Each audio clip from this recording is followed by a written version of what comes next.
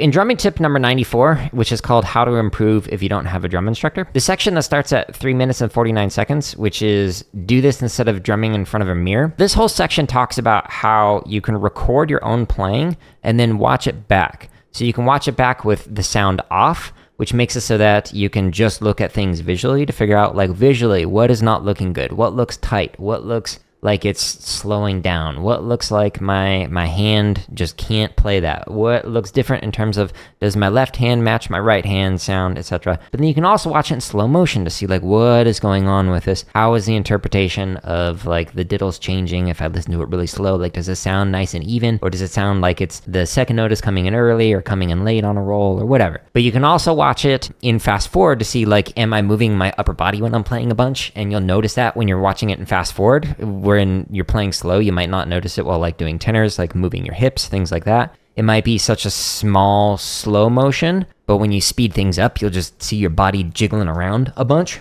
And those are some things that can be revealed if you record yourself while playing. The following practice session that you have, you just start attacking that. So if you're like, okay, well, my flams weren't great, well, then maybe go to the technique section and work on some flam exercises. Just pick anything that might be able to help you with that. And if you find an exercise that doesn't, just go to another one. There's a bunch of them in each one of these different things. Then you're focusing on that the entire practice session, like, hey, I just want to refine this thing. And you record yourself at the end and you analyze it again and go, okay, well, what went well? What could I improve? Go through those steps that were outlined in the drumming tip number 94 to, like, mute it, unmute it, watch it fast forward, watch it slow motion, etc.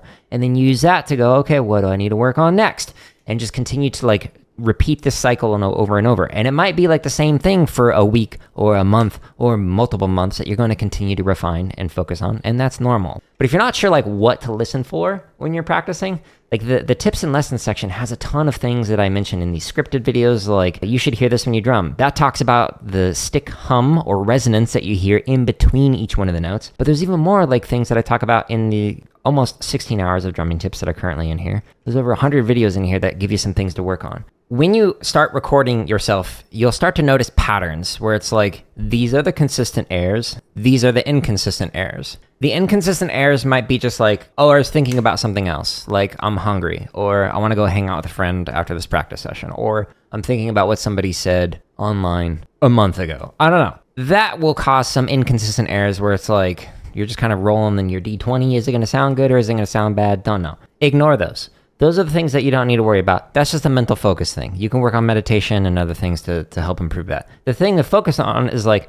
every single time I play, like, flam accents, my grace note raises up. Every single time. If you do that and focus on that to lower your grace note, make so it's consistent, that's the thing to focus on. Those are the big things to really improve. The basics are the most important things. Before I get to the next tip, I just want to say really quickly that you can find literally thousands of hours of free drumming play-alongs and drumming tips in the link at the top of the description or by going into my home tab of YouTube. How do you break down a really difficult part? Oh, there's so many different ways you can do that. Oh, a lot of people, what they'll do is they'll focus on what does the right hand play? What does the left hand play? What is the underlying rhythms? Those are, like, the most frequent things that people will do, but there's more than that. You can break it down and be like, okay, well, what is the right hand doing in this pattern? What is just the accent pattern going on here? Okay, what is just the flam pattern going on here? What is just the diddle pattern going on right here? What's the sticking pattern? What can we do if we play just the accents and the diddles? Okay, well, now just the accents and the flams. Okay, now just the diddles and the flams, no accents. Now let's break it down so we're going one beat at a time. So chut da da da cha, stop there, and then add on one more beat. Chut da da cha da da cha da, and in right here, and then just, like, layer in a beat at a time. There's a bajillion ways that you can refine things.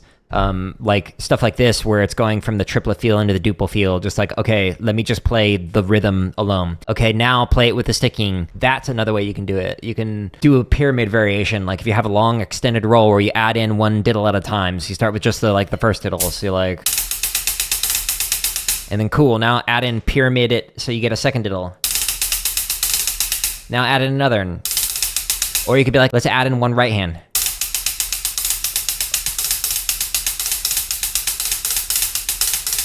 Okay, cool. Now we got the right hand down. Now let's do the left hand.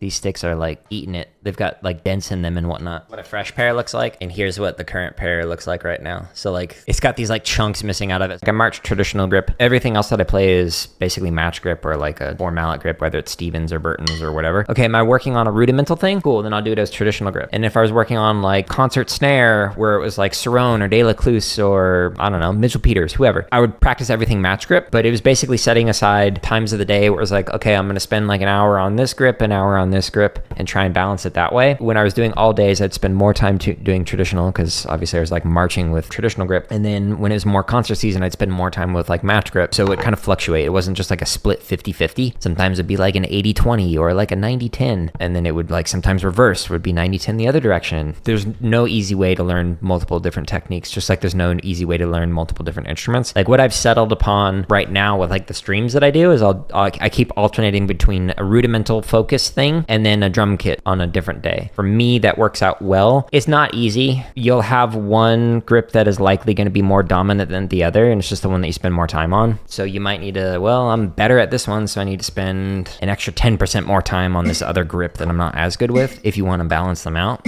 Paul Rennick is often in front of the snare lines, but he teaches a variety of different things at UNT, not just the snare line. He teaches like how to compose for all the different instruments. Apparently the way that he paid for his degree was playing steel pan, so like lead pan on like steel drum gigs. But he also plays marimba really well. Like he's a percussionist through and through, not just like a snare drummer, even though he's usually in front of like the snare line teching them. Like a lot of the clips that you'll see is like sectionals with Paul in front of the snare line. So you can be like a primary instrument, like on snare, just learn the others. So you can become a caption head. When you have a metronome going, it has the clicks where you're getting a reference point. It's like, okay, cool. I'm playing to the quarter note, but I could be playing like,